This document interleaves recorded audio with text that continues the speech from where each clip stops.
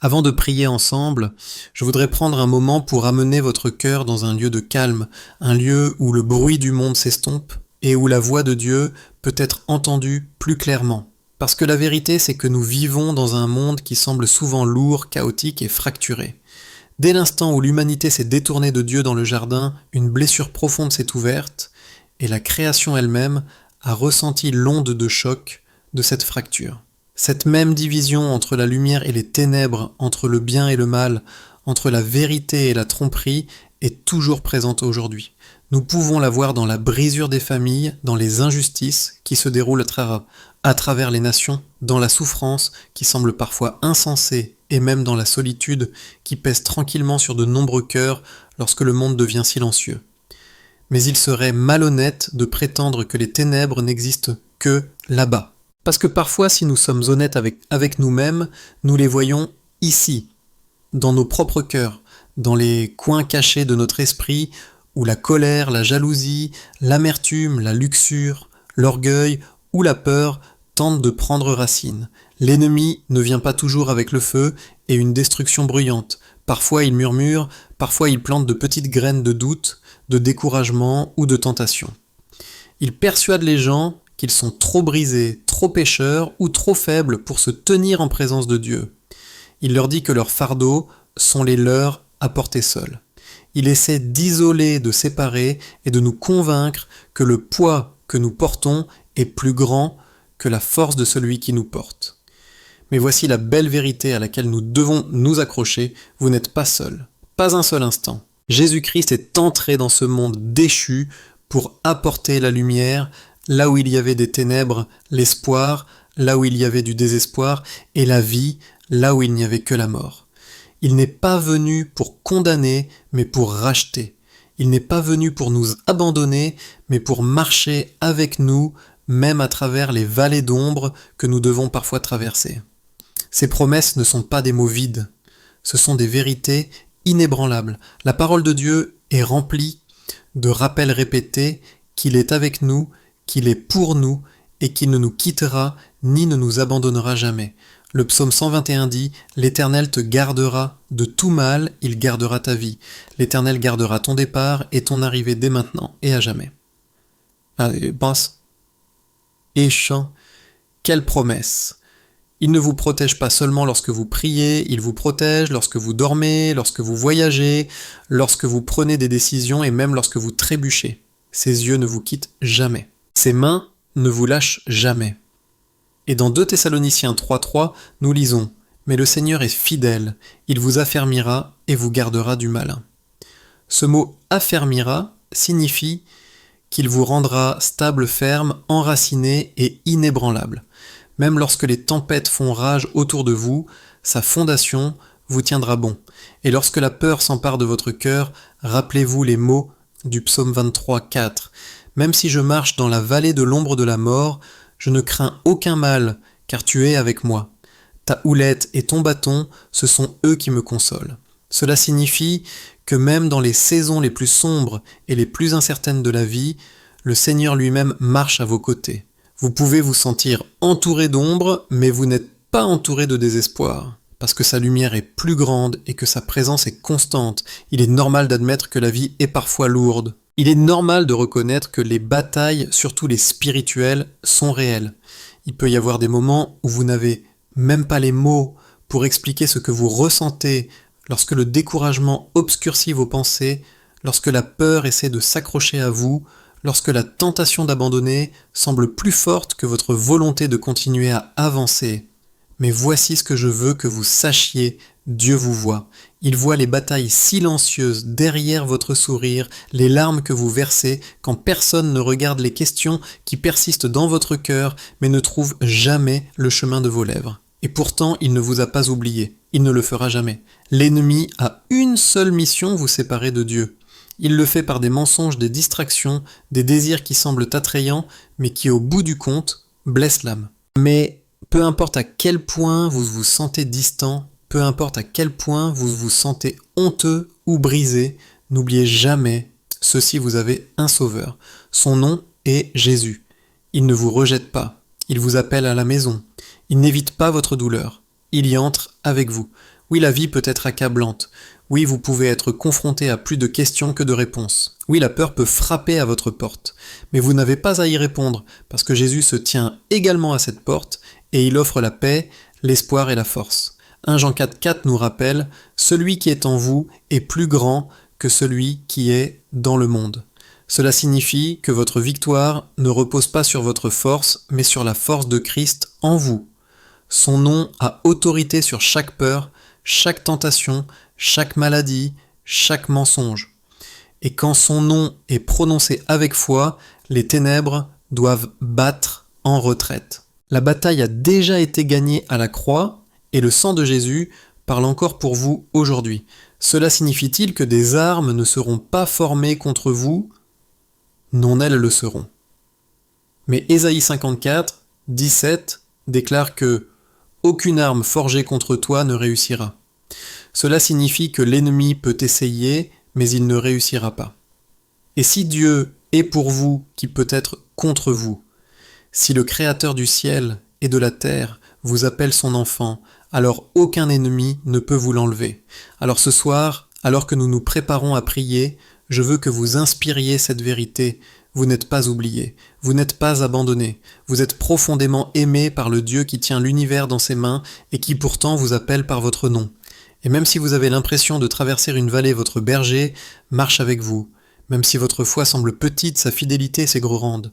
Même si votre force semble perdue, sa puissance se rend parfaite dans la faiblesse. Que cette introduction soit plus que des mots, qu'elle soit une invitation. Une invitation à déposer vos peurs, votre honte, vos questions et vos fardeaux aux pieds de celui qui vous connaît le mieux et vous aime le plus. Avant de passer au cœur de ce message, ouvrez votre cœur. Apaisez votre âme. Levez vos yeux vers le ciel, parce que le même Dieu qui a séparé la mer Rouge, qui a calmé la tempête, qui a ressuscité les morts, est ici avec nous maintenant. Maintenant. Il n'a jamais changé. Ses promesses sont toujours vraies. Sa miséricorde est toujours nouvelle chaque matin. Et son esprit est toujours capable de transformer votre vie de façon que vous ne pourriez jamais imaginer. C'est là que nous commençons non par la peur mais par la foi. Non par le désespoir mais par l'espoir. Non par la défaite mais par la victoire déjà assurée en Jésus-Christ. Alors avançons ensemble dans ce voyage, prêts à entendre sa parole, prêts à recevoir ses promesses et prêts à prier avec des cœurs entièrement abandonnés à celui qui ne nous lâche jamais. Lorsque nous entrons dans la prière, nous ne faisons pas simplement que parler des mots en l'air. La prière n'est pas un rituel ni une performance religieuse. La prière est une bouée de sauvetage. C'est une conversation directe avec le Créateur du ciel et de la terre, un Dieu qui se penche pour écouter lorsque ses enfants crient. La prière que nous avons dans nos cœurs ce soir est plus qu'un ensemble de requêtes. C'est une déclaration de confiance, un acte de déposer ses fardeaux et un acte de foi qui dit « Dieu, je ne peux pas, mais toi tu peux. Je ne vois pas le chemin, mais toi tu le connais déjà. Je me sens faible, mais tu es ma force. » La prière ne consiste pas à essayer de convaincre Dieu d'agir. Il s'agit d'aligner nos cœurs sur sa volonté, ses promesses et sa présence. Lorsque Jésus a enseigné à ses disciples à prier, il ne leur a pas donné une formule à répéter sans réfléchir. Il leur a donné un modèle d'intimité, « Notre Père qui es aux cieux, que ton nom soit sanctifié ». Ces mots d'ouverture sont un rappel de la personne à qui nous nous adressons. Pas un Dieu lointain, pas un juge sévère, mais un Père parfait, dont le nom est saint, dont les voies sont plus élevées, dont l'amour est constant. Toute vraie prière commence par se souvenir de qui est Dieu et de qui nous sommes en lui. Parce que lorsque vous savez que vous parlez à un Père qui vous aime, la prière ne se sent plus comme un devoir. Elle devient un privilège. Et ainsi, en parcourant les mots de la prière qui est devant nous, nous voyons à la fois la confession et l'espoir, la lutte et la victoire. Nous entendons les échos de l'Écriture tissés à travers elle, nous rappelant que chaque prière que nous élevons est enracinée dans la parole éternelle de Dieu. Lorsque le psalmiste a dit dans le psaume 34, 17, « Les justes crient et l'Éternel les entend et il les délivre de toute leur détresse », il n'exagérait pas. Il rendait témoignage, et ce même témoignage est le nôtre aujourd'hui. La vie, cependant, ne ressemble pas toujours à une délivrance.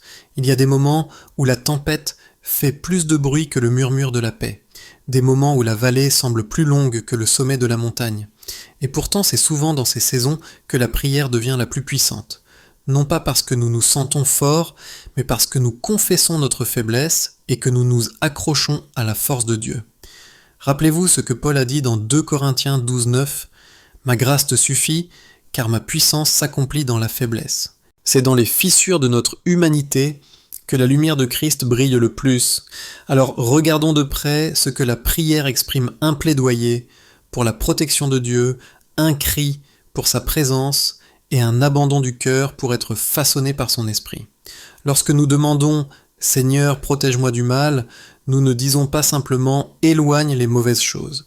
Nous lui demandons de garder nos esprits, des mensonges, nos cœurs de l'amertume, nos yeux de la distraction, nos oreilles de la tromperie. Nous lui demandons de nous protéger, non seulement de ce que nous voyons, mais de ce que nous ne pouvons pas voir, les batailles invisibles, les attaques spirituelles, les tentations subtiles que l'ennemi plante sur notre chemin. Et voici l'espoir: Dieu ne laisse pas ses enfants sans défense. Éphésiens 6 nous rappelle l'armure de Dieu, la ceinture de la vérité, la cuirasse de la justice, les chaussures de la paix, le bouclier de la foi, le casque du salut et l'épée de l'esprit.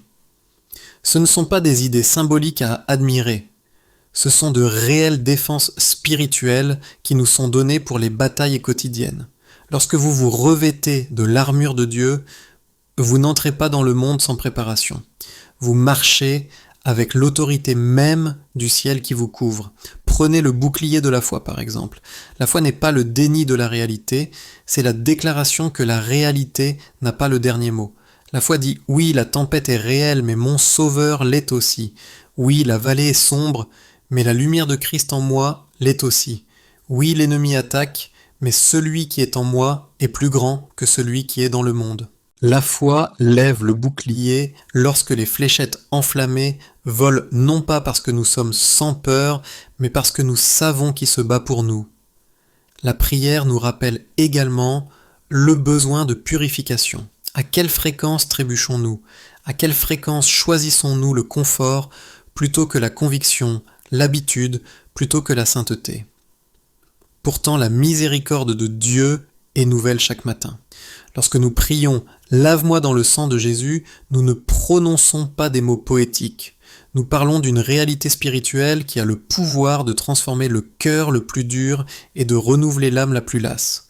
Le sang de Jésus ne couvre pas seulement le péché, il purifie, il restaure, il nous rend nouveaux. Ésaïe 1,18 dit « Si vos péchés sont comme le cramoisi, ils deviendront blancs comme la neige ».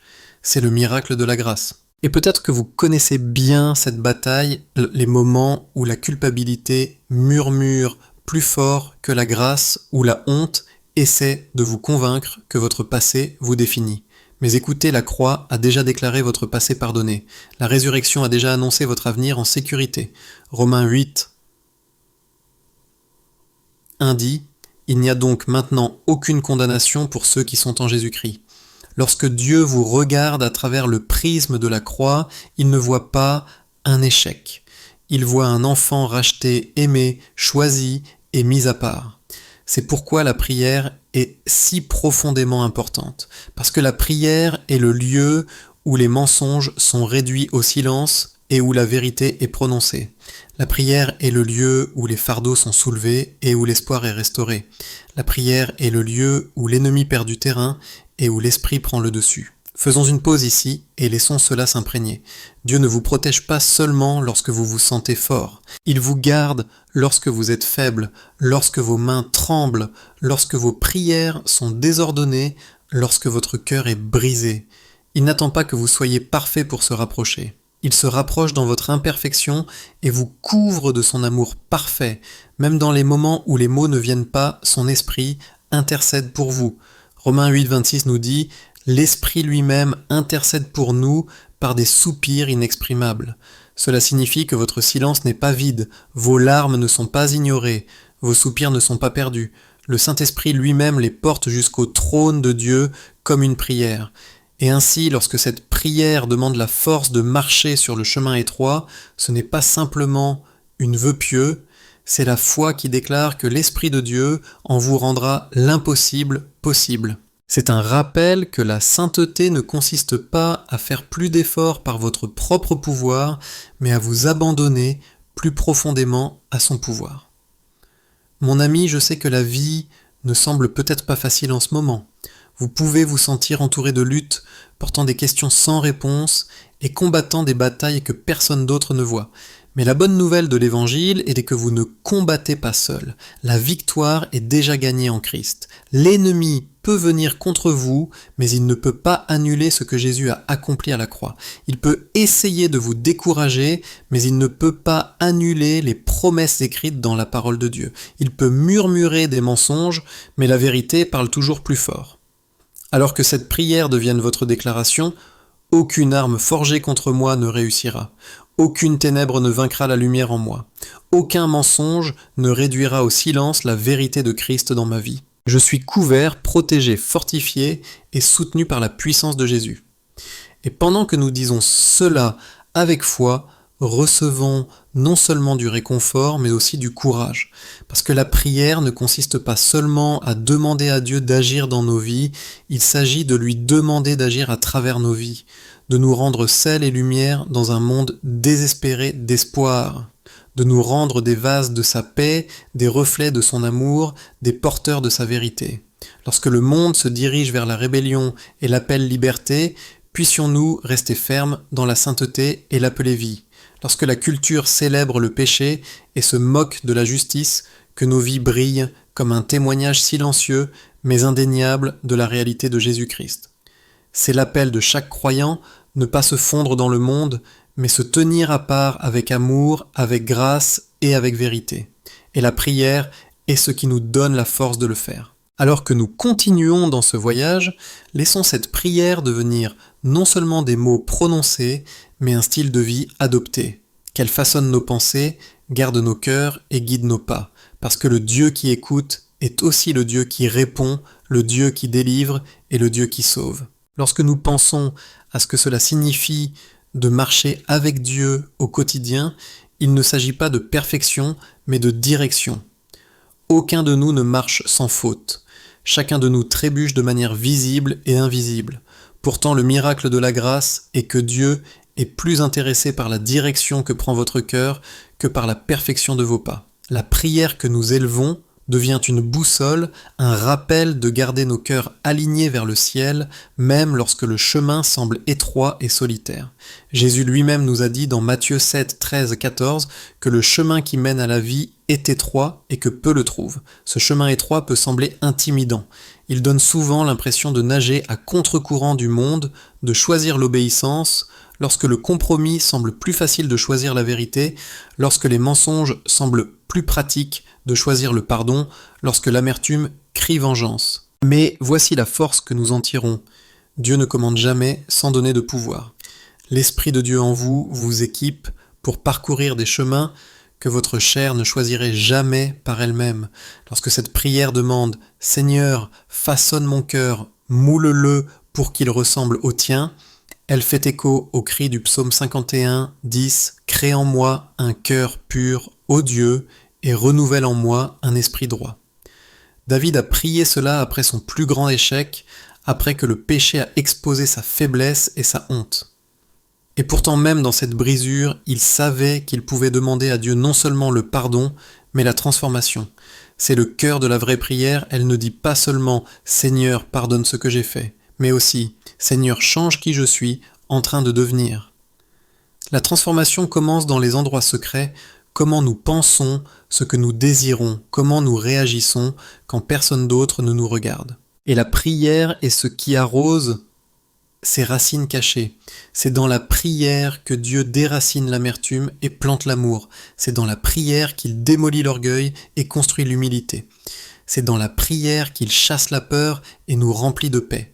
Ce que le monde voit dans votre vie demain est souvent le fruit des prières que vous avez faites en privé aujourd'hui. Mais ne confondez pas la transformation avec l'isolement. Dieu ne nous a pas appelés à parcourir ce chemin seul. Il nous place dans le corps de Christ, entouré de frères et sœurs, qui peuvent nous encourager, nous porter et nous insuffler de la vie lorsque nous sommes fatigués. La prière que nous prions n'est pas seulement individuelle, mais communautaire. Lorsque nous disons « Seigneur, protège-moi », nous disons aussi « Seigneur, protège-nous, ton Église, ton peuple, tes enfants dispersés sur cette terre ». L'Église primitive l'a profondément compris. Dans Acte 4, lorsque Pierre et Jean ont été menacés pour avoir prêché Christ, les croyants se sont rassemblés et ont prié « Seigneur, regarde leurs menaces et donne à tes serviteurs de continuer à parler ta parole avec toute hardiesse. » Et l'Écriture dit « Quand ils eurent prié, le lieu où ils étaient rassemblés trembla. Ils furent tous remplis du Saint-Esprit et continuèrent à parler la parole de Dieu avec hardiesse. » Voyez-vous ce qui s'est passé ?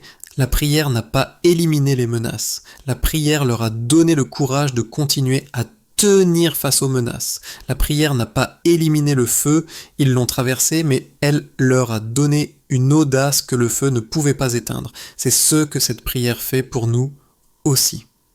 Lorsque nous prions pour le courage, nous ne demandons pas une vie sans tempête. Nous demandons la force de traverser les tempêtes les yeux fixés sur Jésus. Lorsque nous prions pour la délivrance, nous ne demandons pas d'échapper à chaque vallée. Nous demandons la confiance que le berger marche avec nous à travers la vallée. Et lorsque nous prions pour la protection, nous ne demandons pas une absence de bataille. Nous demandons l'armure, la force et la victoire par Christ au milieu de la bataille. Mon ami, réalisez-vous que chaque fois que vous élevez votre voix dans la prière, l'ennemi tremble parce que la prière n'est pas passive, c'est une guerre. C'est se tenir en accord avec la parole de Dieu et déclarer que les ténèbres ne gagneront pas.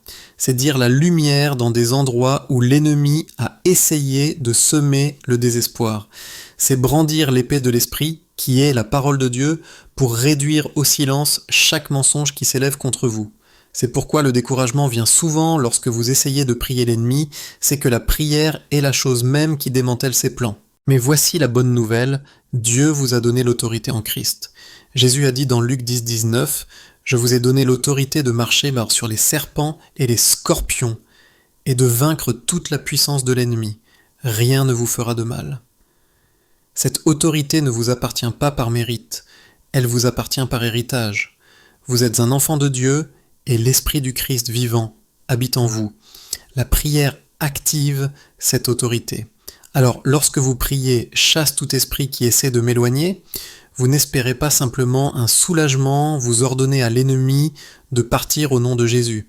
Et à ce nom, tout genou doit plier, chaque forteresse doit se briser, chaque chaîne doit tomber. C'est pourquoi Philippiens 2, 9, 10 dit que Dieu l'a exalté au plus haut lieu et lui a donné le nom au-dessus de tout nom, afin qu'au nom de Jésus, tout genou fléchisse dans les cieux, sur la terre et sous la terre. Vous pouvez vous sentir faible, mais son nom est fort. Vous pouvez vous sentir petit, mais son nom est grand. Vous pouvez vous sentir incertain, mais son nom est certain. Et lorsque vous priez en son nom, le ciel écoute et l'enfer tremble. C'est pourquoi la prière se termine par des déclarations aussi audacieuses « Aucune ténèbre n'a de pouvoir sur moi, aucune arme forgée contre moi ne réussira, aucun plan de l'ennemi ne réussira. » Ce ne sont pas des affirmations vides, ce sont des vérités bibliques. Elles sont la parole de Dieu prononcée sur votre vie, et lorsque vous les déclarez dans la prière, vous ne prononcez pas des vœux pieux, vous êtes en accord avec le ciel. N'oublions pas que l'armure de Dieu se termine par cette instruction dans Éphésiens 6, 18, « Et priez en tout temps par l'Esprit, avec toutes sortes de prières et de requêtes. » La prière n'est pas seulement une partie de la bataille, c'est la bataille. C'est ce qui nous vêt de force lorsque nous nous sentons exposés. C'est ce qui nous stabilise lorsque le sol sous nos pieds tremble. C'est ce qui nous rapproche lorsque la peur essaie de nous éloigner. Et ainsi ce soir, en entendant ces mots et en réfléchissant à cette prière, que ce ne soit pas quelque chose que vous acceptez seulement dans votre esprit, que cela devienne quelque chose que vous portez dans votre esprit, que cela vous guide demain matin lorsque vous vous réveillerez, lorsque vous irez au travail, lorsque vous ferez face à des décisions, lorsque vous rencontrerez la tentation, lorsque le découragement murmure. Rappelez-vous que vous ne marchez jamais seul. L'Esprit de Dieu vous accompagne, le sang de Jésus vous couvre, la parole de Dieu vous fortifie, la main du Père vous soutient. C'est le pouvoir de la prière, elle prend la vérité éternelle et la plante dans le sol de votre vie quotidienne. Elle transforme la foi du dimanche en courage du lundi, en endurance du mercredi, en obéissance du vendredi. Elle apporte le ciel dans l'ordinaire. Alors gardons cette vérité près de nous. Le Dieu qui écoute cette prière est le même Dieu qui a séparé les mers, qui a fermé la gueule des lions, qui a marché dans le feu avec Shadrach, Meshach et Abednego, qui a ressuscité Lazare du tombeau, qui a porté la croix jusqu'au calvaire et qui a roulé la pierre 3 jours plus tard. Il n'a pas changé, il est toujours capable, il est toujours fidèle, il est toujours bon. Et ce soir, il vous écoute. Alors que nous arrivons à la fin de ce message et de cette prière, je veux que vous vous accrochiez à la vérité qui a fait écho à travers chaque mot que nous avons partagé. Vous n'êtes pas seul, vous n'êtes pas oublié et vous n'êtes pas impuissant. Le Dieu qui a fait exister l'univers par sa parole parle aussi sur votre vie avec amour, avec un but et avec des promesses inébranlables. Sa parole a déclaré qu'il vous gardera, qu'il vous guidera et qu'il vous délivrera. Et peu importe les tempêtes que vous pourriez affronter, sa présence ne vous quittera jamais. Mais la conclusion de cette prière n'est pas censée être une fin, elle est censée être un début. C'est le moment où la foi quitte la page et entre dans votre vie quotidienne. C'est le rappel que la prière n'est pas confinée à ce seul moment ou à ce seul lieu. La prière est un rythme qui vous porte à travers chaque instant. Lorsque vous vous réveillez, que la prière soit le premier souffle que vous prenez. Lorsque vous vous couchez le soir, que la prière soit le dernier murmure sur vos lèvres. Au milieu de votre agitation, de vos conversations, de vos luttes et de vos joies, rappelez-vous que Dieu est proche, toujours à l'écoute, toujours en train de guider. Ce que cette prière nous enseigne, c'est que la vie avec Dieu ne consiste pas à éviter les difficultés, mais à marcher avec lui à travers chaque difficulté. Vous ferez toujours face à des défis, vous rencontrerez toujours la tentation, vous ressentirez encore le poids du chagrin parfois, mais maintenant vous les affrontez différemment. Maintenant vous les affrontez avec l'assurance que l'Esprit de Dieu habite en vous, que le sang de Jésus vous couvre et que la main du Père vous soutient. Et donc le conseil que je vous laisse ce soir est simple mais puissant, gardez les yeux sur Jésus. Ne laissez pas la peur dicter vos choix. Ne laissez pas la honte définir votre valeur. Ne laissez pas le bruit de ce monde noyer la petite voix calme de votre berger. Au lieu de cela, enracinez-vous quotidiennement dans sa parole. Laissez les Écritures devenir non seulement des versets que vous lisez, mais des vérités que vous vivez. Mémorisez-les. Dites-les à voix haute. Priez-les.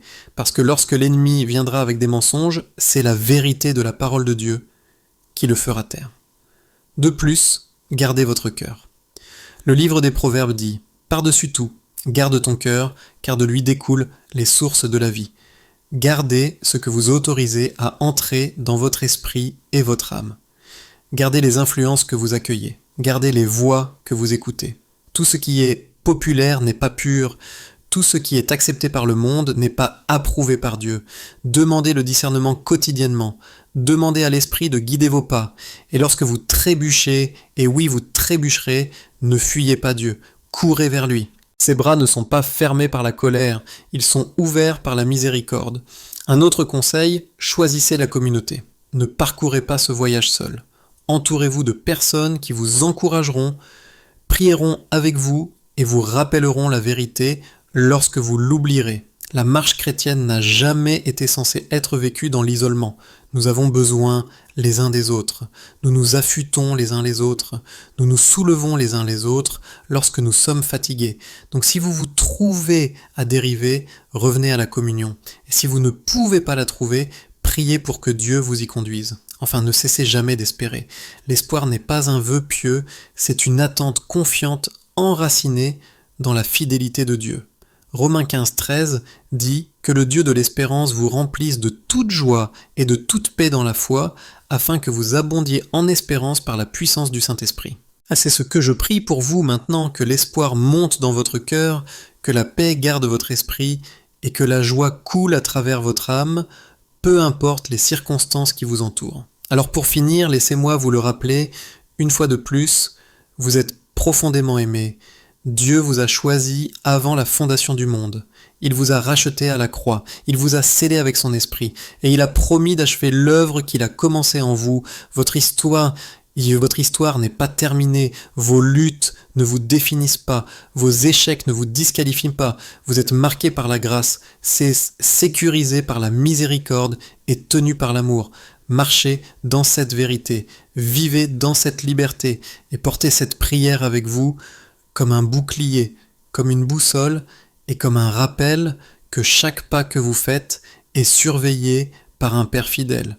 Puissiez-vous quitter ce moment non seulement avec de l'encouragement, mais avec du courage. Le courage d'affronter demain. Le courage de vivre audacieusement pour Christ. Le courage d'aimer profondément, de pardonner librement et de faire entièrement confiance. Et que la paix, l'espoir et la joie du Seigneur soient avec vous, maintenant et toujours. Au nom puissant de Jésus, Amen.